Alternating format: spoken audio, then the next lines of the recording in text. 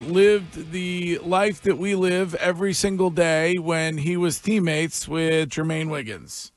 That is Joe Andruzzi. Joe, good morning. I'm sorry to hear that, though, man. I mean, it was a long year. How long did it take him to know your name? I mean, we work with a lot of people, and he still doesn't know any of their names. Well, it's a problem we have these days. You get hit in the head for 20 years, What's your problem, though, when you don't know somebody's name? Right? Oh, and most people don't get my name right anyways. They call me Jerome. No, there was one guy who called the show one time. Everybody calls me Jerome. Oh, the Brockton reporter, too, didn't know your name. Yeah, I mean, everybody calls me Jerome. Yeah, that is true. How you doing, Joe?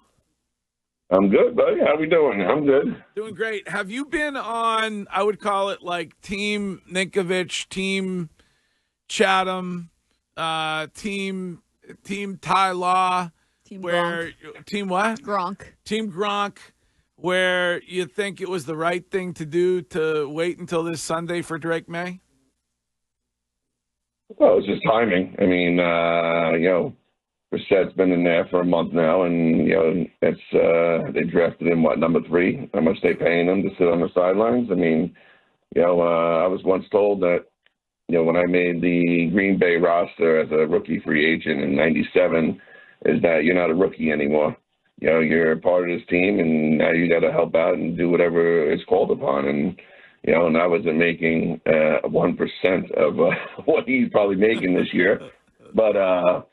Overall, I mean, you got to do when you're called upon. You got to the next man up, and they went into a little stretch here, and now they need that little spark, and here we go, new era starting.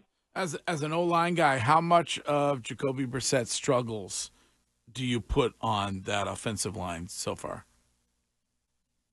So far, I mean, they're not sinking. They got different guys each week, so.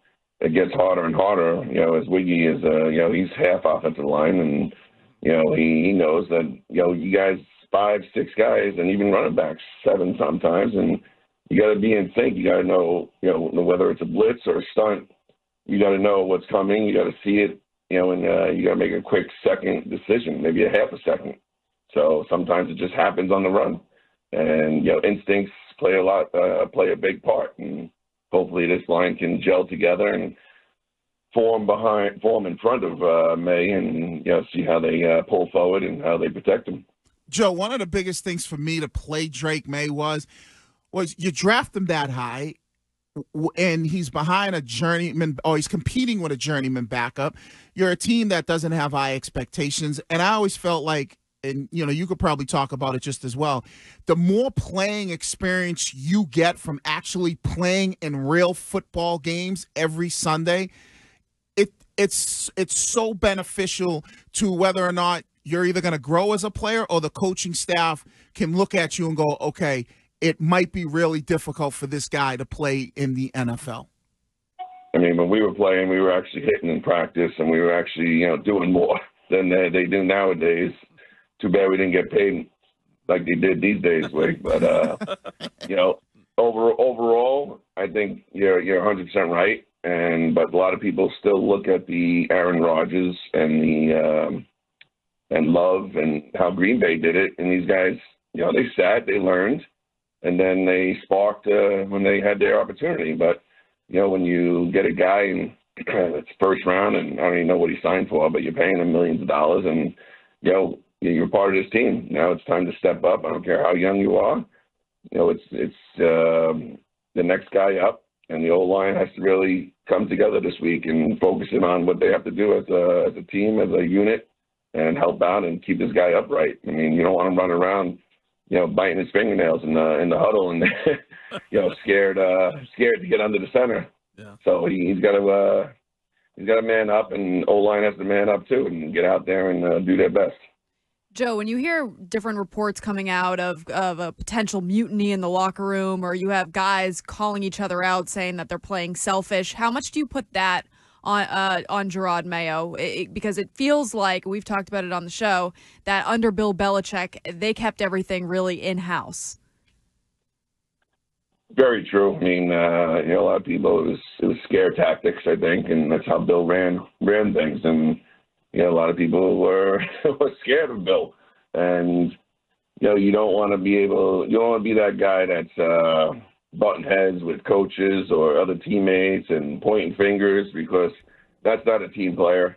Win or lose, you play as a team, and you win or lose as a team. So, overall, you got to go out there and, play together, cheer each other up, cheer each other on, and, don't blame anybody but yourself. And that's what Bill did a lot of years. And I'm sure Gerard, he knows a lot of that, being a player, being a coach under Bill, and, he understands that aspect.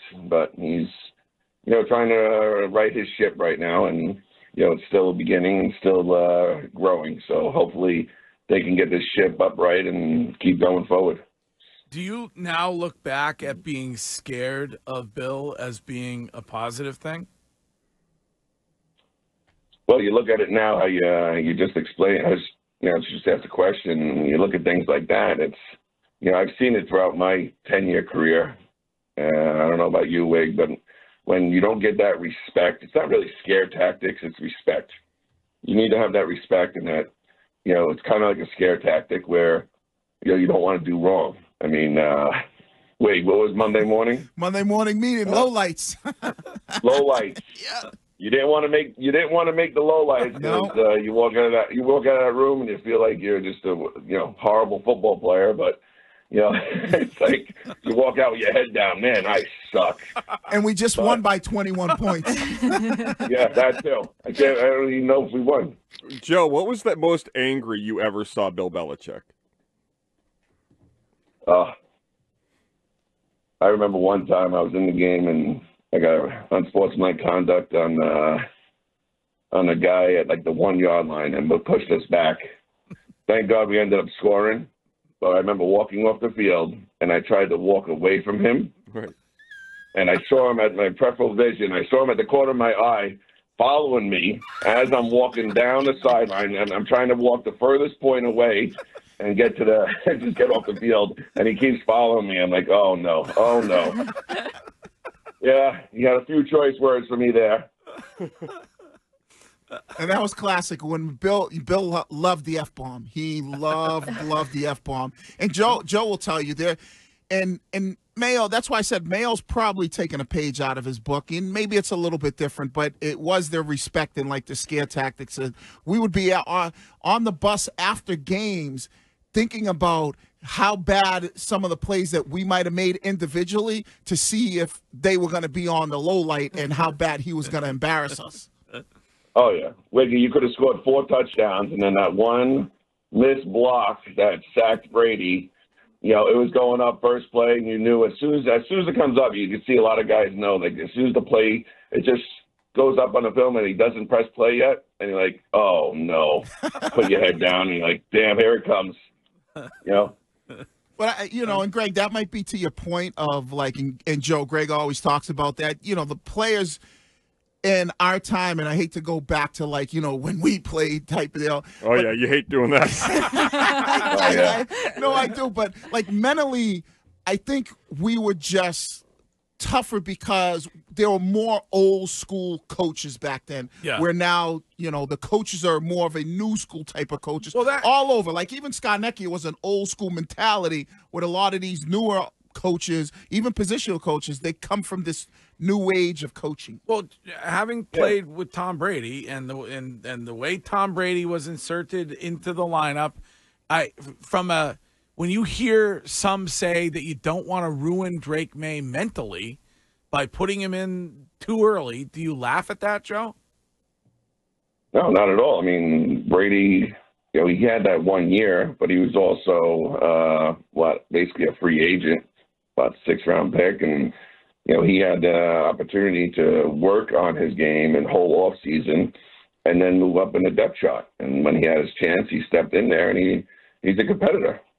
I don't know Drake Maye personally, but he seems like a competitor when he gets out there on the field, and hopefully the team can rally around him, and we'll see what the future holds. But overall, it's just one of those things where you just got to take a step back to move forward. So hopefully they can step back and slow things up and just take it one play at a time, offense, defense, and special teams. Joe, X-Bear, one of our listeners, one of our viewers on Twitch, would like a plug for your foundation, if you could. He's been waiting for that.